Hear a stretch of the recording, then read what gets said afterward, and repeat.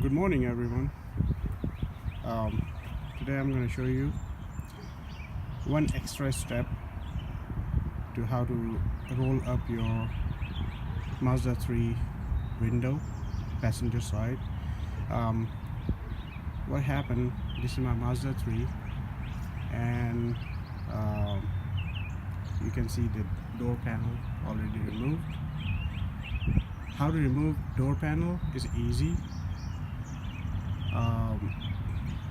You can watch other videos, they have better explained how to pop it out, but just in case you're wondering, these holes 1 2 3 4 5 6 7 is still stuck, broken, 8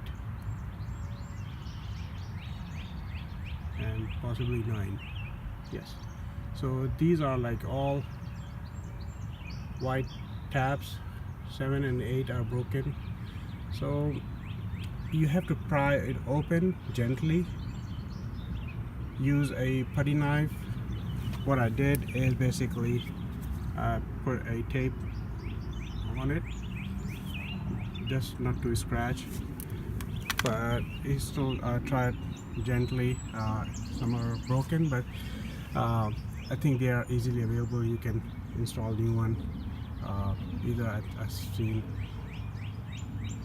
in Walmart and other auto stores. You can get it for cheap and replace it. What happened to this Mazda 3 passenger side window is basically when I lower it down, it gets stuck. Sometime after struggling and pulling also with hand, assisting with the hand and using the button, I was able to actually close it. But yesterday somehow someone lowered it all the way, and then after that it did not come up, and we can only hear the sound of the motor spinning with a sputtering sound, but it did not move the window. So what I thought is, basically I've watched other videos, YouTube videos, and thank you whoever shared those videos, excellent videos.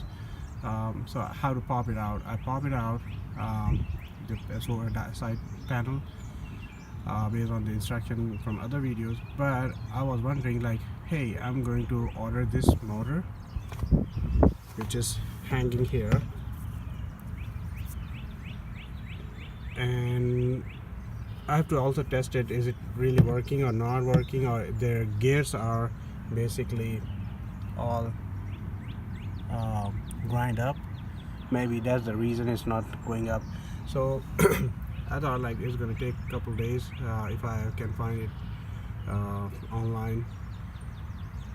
But what should I do? I have to use this car for a couple more days until I get this part and replace it. So what I was thinking, hey, somehow I should be able to roll it up after removing it and use the car while my part arrives. So the way you can actually, it's very simple. All you need is a nose plier. What you need to do is, if you look at it, so there's no tool I have other than this nose plier, and these holes, you can actually put it like this, okay, in those holes, and you can rotate. So if I rotate,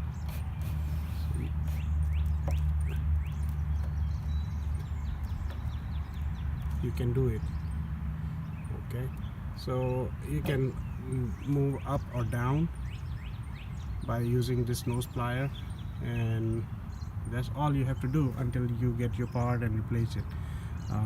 So that's what I want to share with you. I'm going to take a little bit more time to show you this door panel, and you can locate those holes in this video and try to pry open right next to them. Don't go from in between two holes, because that's why I believe it will break those tabs.